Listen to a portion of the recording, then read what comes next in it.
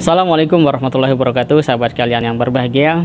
Situasi terbaru menunjukkan bahwa banyak negara yang kini mulai berdebat untuk membuka lockdown atau tidak. Di Indonesia pun juga sama. Tetapi yang penting menjadi renungan kita adalah apakah benar ekonomi itu merupakan faktor paling utama kebahagiaan hidup manusia. Kalau dalam pandangan Islam, ekonomi itu adalah penyangga untuk manusia bisa hidup bahagia. Dan memang secara faktual kita bisa temukan bahwa hampir seluruh pelaksanaan syariat Islam itu memang tidak bisa lepas dari ekonomi, terutama ketika menyangkut masalah zakat, infak, sedekah. Bahkan saat kita sholat kita juga butuh baju yang baik, baju yang bersih. Bahkan Al-Quran juga mendorong kita untuk ke masjid dengan baju yang terbaik.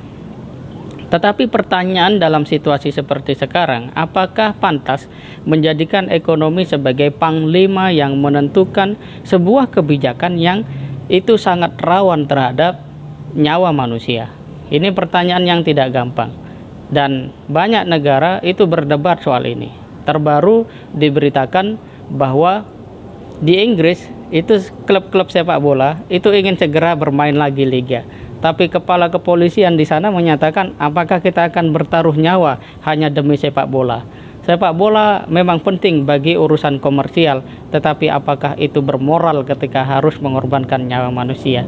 Nah, pertanyaan-pertanyaan seperti ini kerap kali lepas dari kebijakan atau pemikiran para pejabat negara. Di Indonesia, PSBB mau dilonggarkan, mudik katanya dilarang, ternyata mau dibuka, ternyata mau dilarang lagi.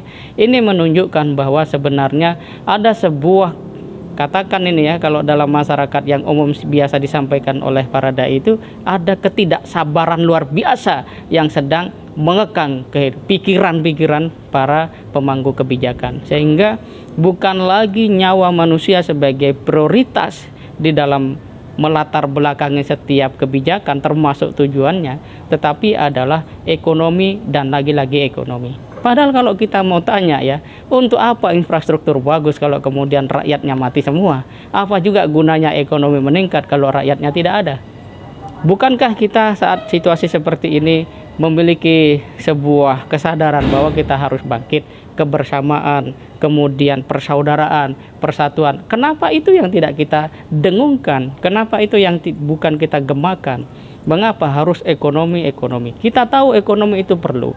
Dan dalam konteks misalnya pemberlakuan undang-undang karantina wilayah yang katakanlah itu negara menjamin hajat hidup orang banyak, apa susahnya? Toh anggaran itu juga sumbernya dari rakyat, dan negara ini hadir untuk mensejahterakan rakyat. Kenapa pejabat negara merasa rugi untuk menanggung kebutuhan rakyat, pada saat yang sama rakyat terlindungi dari yang namanya penyebaran virus ini? Nah, inilah sebuah fakta yang terus mendorong kita harusnya seperti itu idealnya untuk berpikir lebih substansial. Dan kepada para pejabat negara, berhentilah untuk melakukan hal-hal yang kalian tidak punya sistem penjelasnya. Lebih baik himpun orang-orang yang mengerti, para ahli, tokoh masyarakat, tokoh agama, untuk duduk urun rembuk bagaimana ini masalah diatasi. Jadi jangan pernah hanya demi ekonomi semua dikorbankan. Karena apa sih arti ekonomi itu? Apa sih sebenarnya manfaat dari sebuah ekonomi? Ketika persatuan tersayat-sayat, ketika persaudaraan tercabik-cabik, bahkan ketika rakyat justru semakin tidak percaya kepada pemerintahan. Bukankah tujuan kita berbangsa dan bernegara adalah untuk menciptakan kesejahteraan dan keadilan bagi seluruh rakyat Indonesia? Mumpung Ramadan, ayo kembali benahi hati kita. Jangan lagi mengedepankan egoisme sebagai sebuah prioritas, apalagi panglima di dalam memimpin lahirnya kebijakan-kebijakan. Kita adalah bangsa Indonesia, bangsa yang senang bermusyawarah, bangsa yang senang bertukar pikiran, dan itu saat ini sangat dibutuhkan. Karena itu di Ramadan ini ayo kembali kita menggali lebih dalam makna Ramadan itu sehingga bisa termanifestasikan dan Indonesia bisa menjadi negara yang lebih baik penanganannya di dalam menangani kasus virus corona ini.